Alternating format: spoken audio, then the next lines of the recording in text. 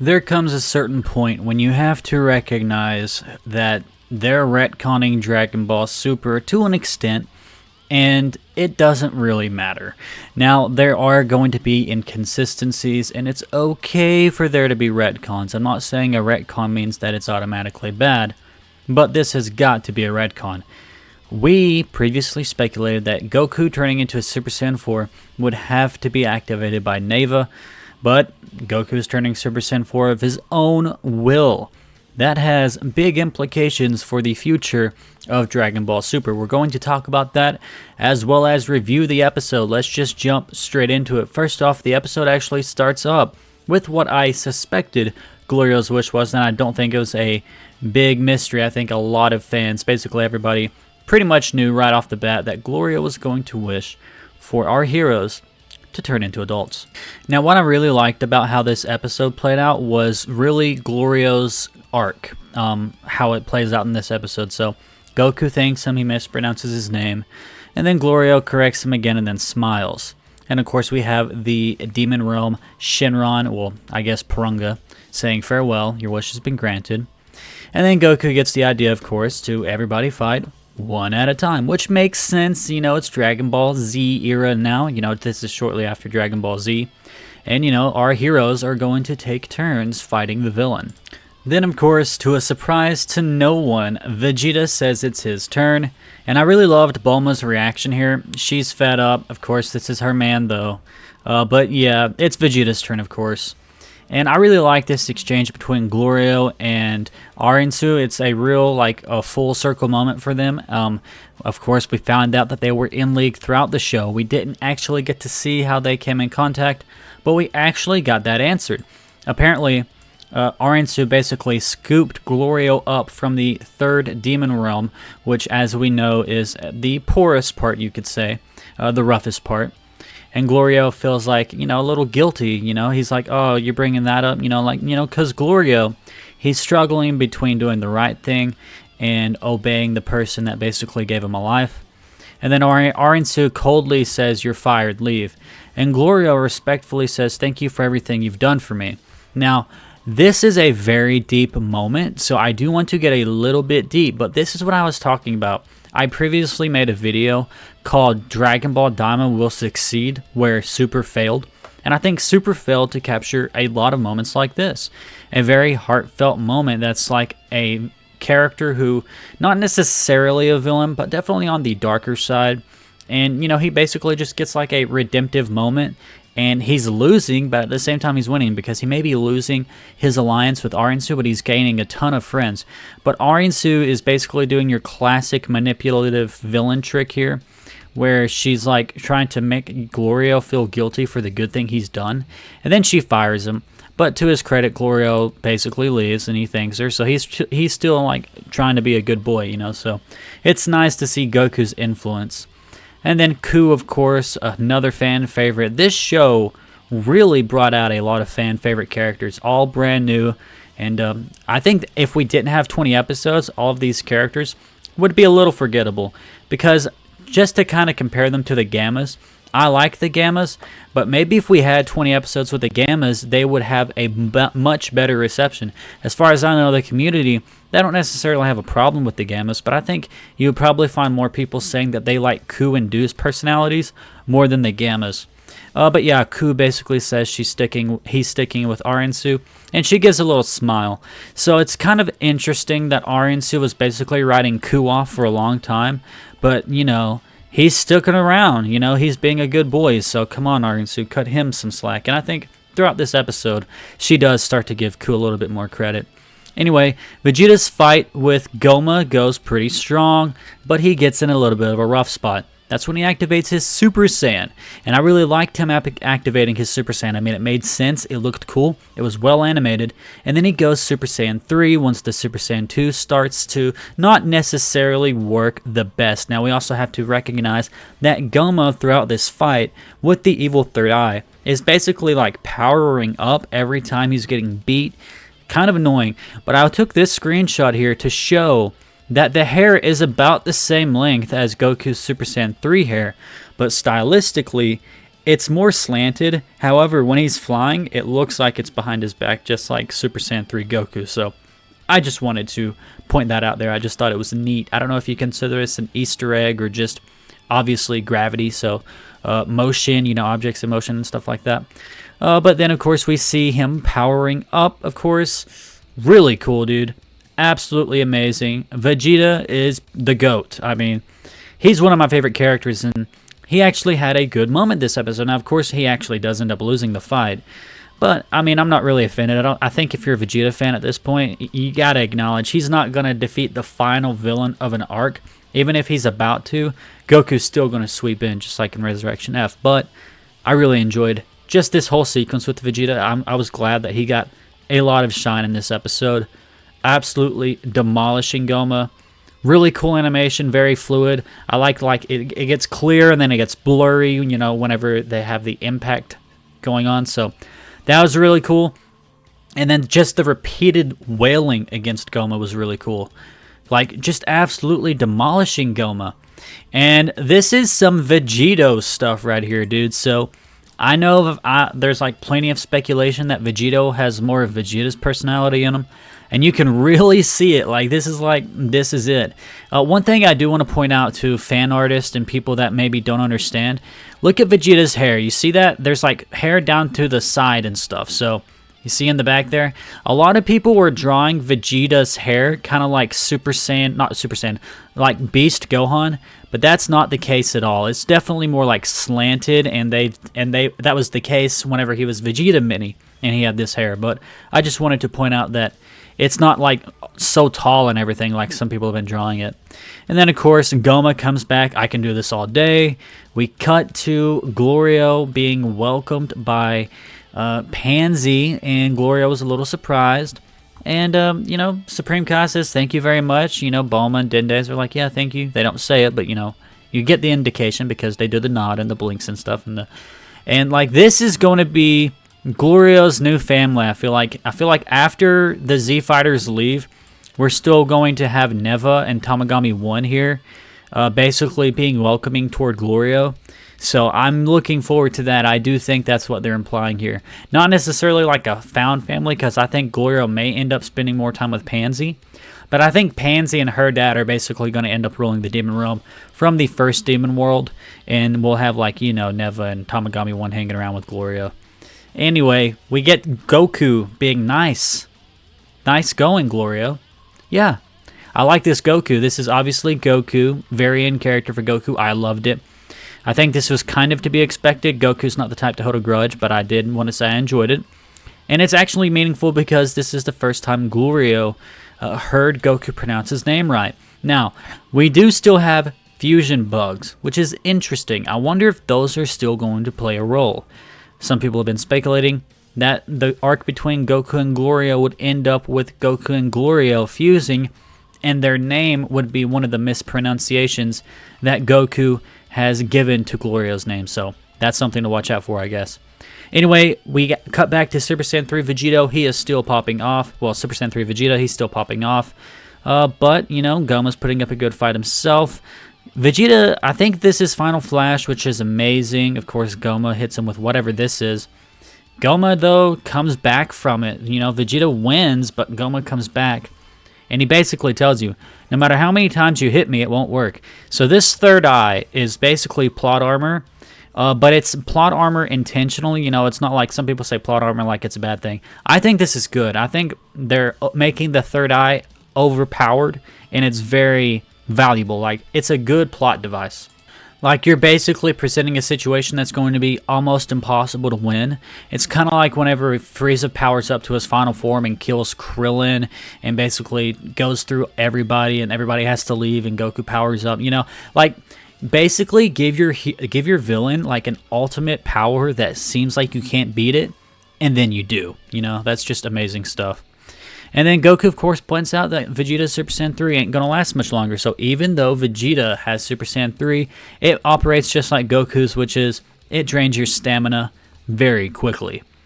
And like Piccolo points out, they also just did a lot of battle as kids, and they did not heal after that wish. You know, the wish was to turn them into adults, not necessarily heal them, which is interesting. You would think that their stamina from kids would be smaller, and then when they're transitioned into adults, their stamina pool would be much larger, so they would become adults and then get that stamina pool enlarged, and then whatever was left over, basically the difference between a kid and an adult, that would replenish. But that does not seem to be the case, which I guess does make sense. And Piccolo points out Vegeta may not want to be, putting his neck out there because we are kind of in trouble right now. And then Arinsu's investigating, and she figures, hey, bring me the book of magic items from archive number 37. And one smart thing that this show has been doing is establishing that Ku just runs from place to place really fast. That's like his one thing. And again, this goes to the whole idea of people complaining that Dragon Ball Daima had too many episodes. It was too slow. Why do we have 20 episodes?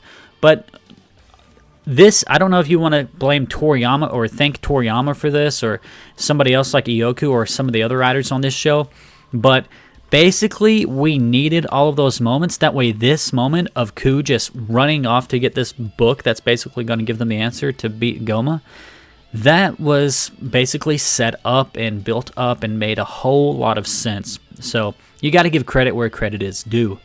And then, of course, Gomah disrespects Vegeta, grabbing him by the Super Saiyan 3 hair. Absolutely disrespectful. And then this is what I was talking about. Arinsu's kind of sweating. She's feeling the pressure. She's not even able to find this quickly enough. Ku says, shall I help? And we know Ku is already really intelligent. Arinsu is taken aback. She's impressed. Ku finds it. And this is amazing stuff. Good for you, Ku. He's pretty happy about it, too. So I'm happy for Ku. Good stuff, Ku. I really like Ku as a character. I'm basically a Ku supporter. All right, and Arinsu goes to the Z Fighters and basically tells them, hey, if you hit him in the back of the head 3 times in a row, that eye will pop out.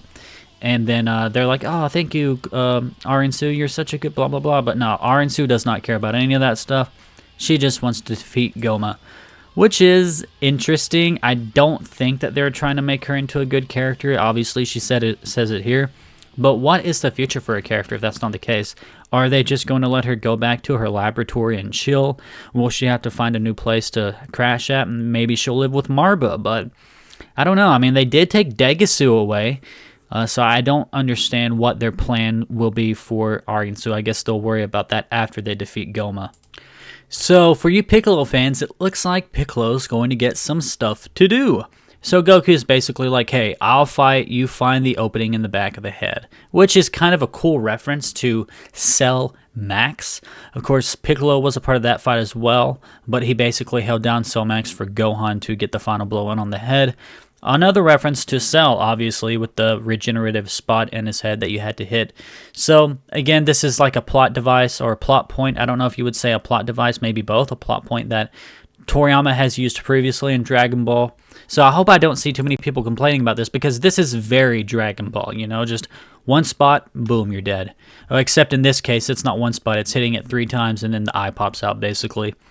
And then they're trying to talk Vegeta down, and Bulma's like, hey, Vegeta, come back. No way, even if it kills me. And then Bulma basically lays it out there. If you're going to keep fighting, I'm never going to take a bath with you again. Very, very harsh words. And I really love this moment. It was freaking hilarious. I mean, I don't know what else to say. It was absolutely hilarious. Vegeta absolutely looks like he just found out that Beerus was the one that destroyed Planet Vegeta. Absolutely stunned and has no idea what's about to happen. He says, all right, I'll let you take over. So he takes Bulma at her word, and I guess he knows to take Bulma at her word. Which, of course, makes sense. I mean, you don't want to just take Bulma's word for granted. I think Bulma's shown that she's a little bit petty to some extent, but she's also prideful, just like Vegeta, and that's how they work. So Vegeta is definitely like, oh no, this isn't good.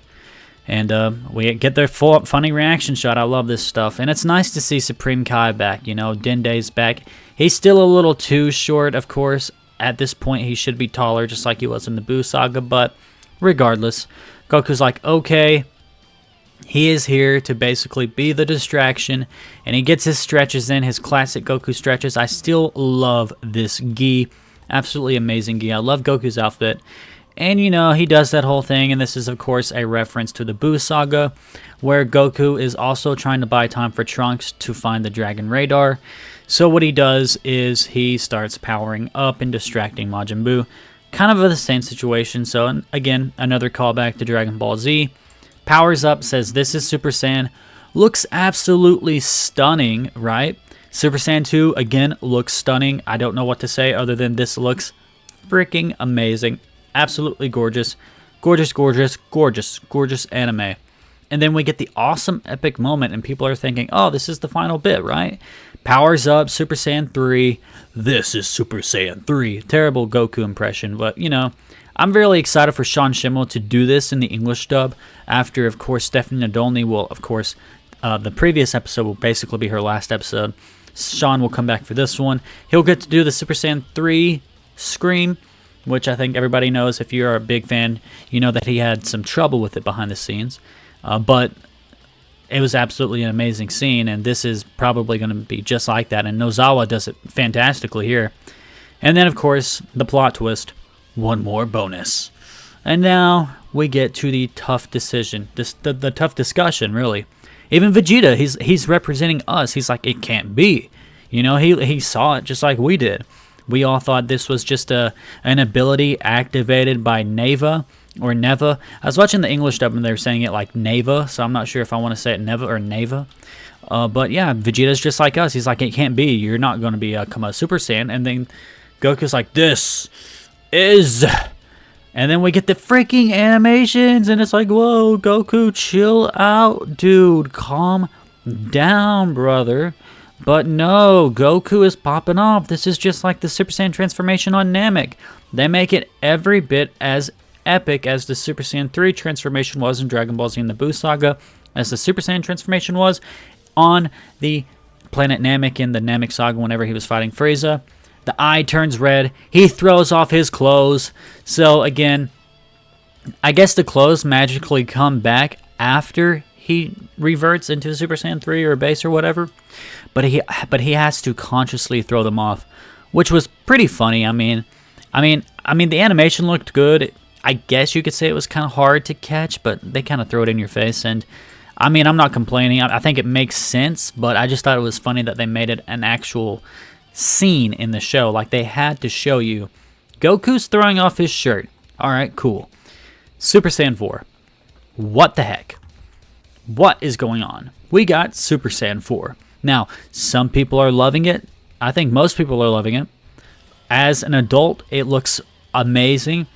And it looks different. I think the obvious reason why it looks different than GT Goku is to differentiate Daima Goku and GT Goku, because you don't want to have two Super Saiyan 4 Gokus in like Sparking Zero or Xenoverse 2 or something as DLC and have them look the exact same. I mean, it's probably the same reason why GT Goku has a different outfit. It is, of course, his GT outfit, and then Daima Goku has a different outfit. So whenever they're both kids, they look different.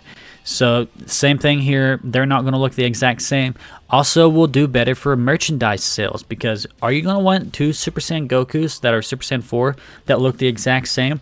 Maybe if you're one of those collectors that collect everything, but if you're one of those collectors that just like want one version of a character, this will incentivize you to want this version, because this is specifically the magenta, the red, whatever, the kind of pinkish Super Saiyan 4 Goku from Daima.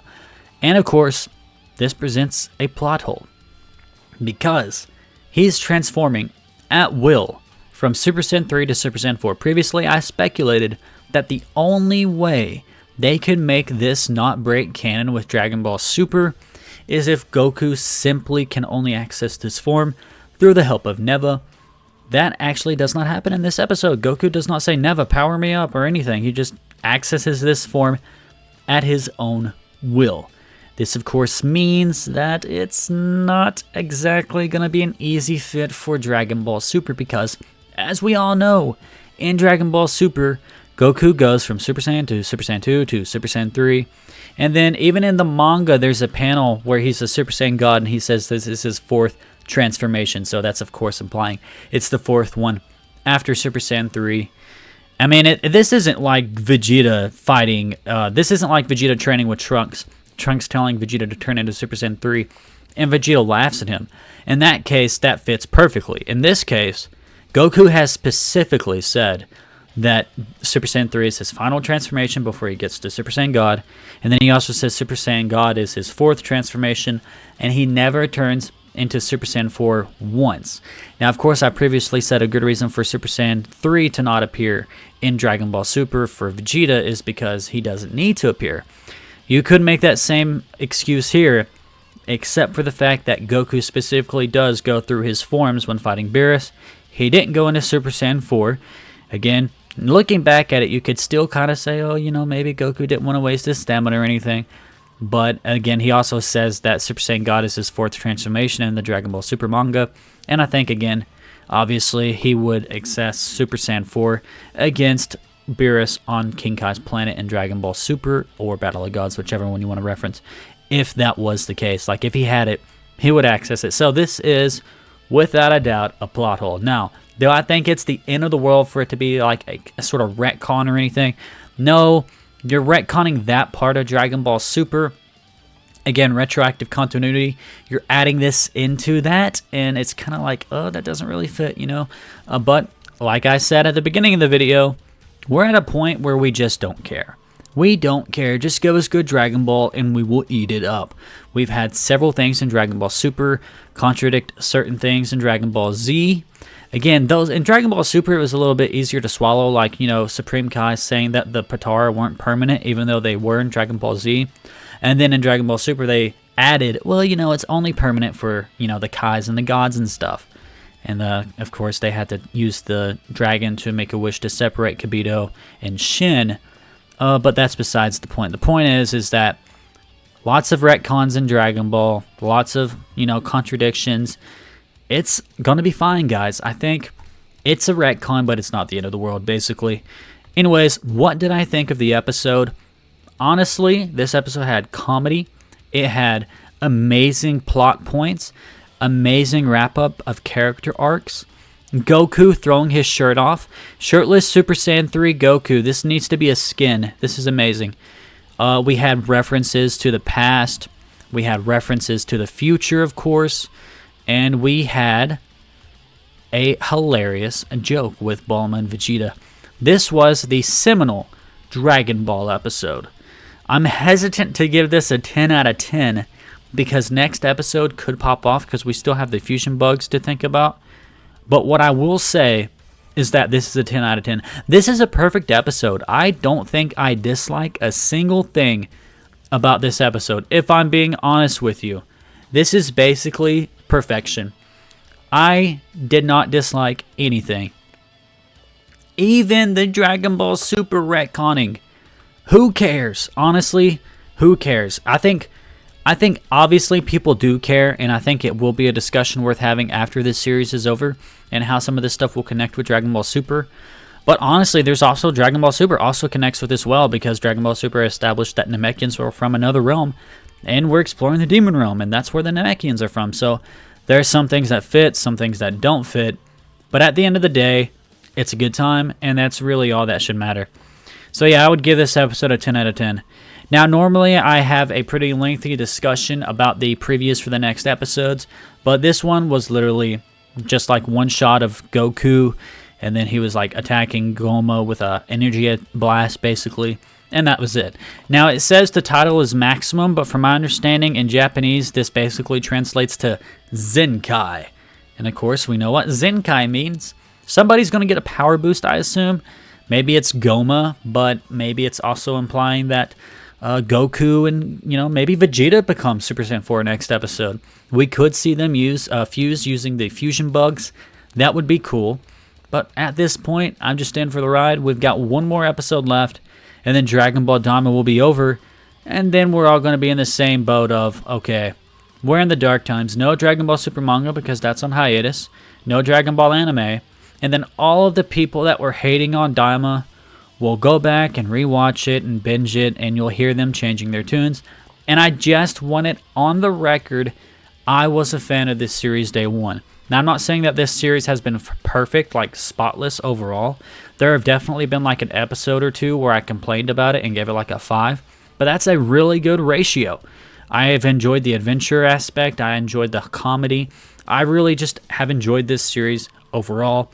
And I would say that if you are watching this review and you did not enjoy the episode, that's alright. But for me, I loved it, and I think you should probably give it another shot. Watch it with an open mind. And, maybe just go back and binge the series and look at it from a different perspective. You got a couple episodes that were kind of L's, but what did Dragon Ball Super give you? It gave you a whole lot of L's. It gave you a whole lot. I mean, the first 40 episodes or so weren't that great. This is 20 episodes, and only like 2 of them are less than better than average. Only 2 of them are kind of mid, but maybe 3, maybe 4, depending on your perspective. But overall, this show was really solid, and we got 1 episode left, and I'm pretty sure they're going to nail it. And I'm just really into this show, and I hope you guys are as well. This was a great episode, guys. Anyways, guys, that will be it for this video. If you enjoyed, make sure you leave a like, comment down below, and subscribe to keep up to date with all things Dragon Ball news and commentary. And I will see you in the next one. Peace off.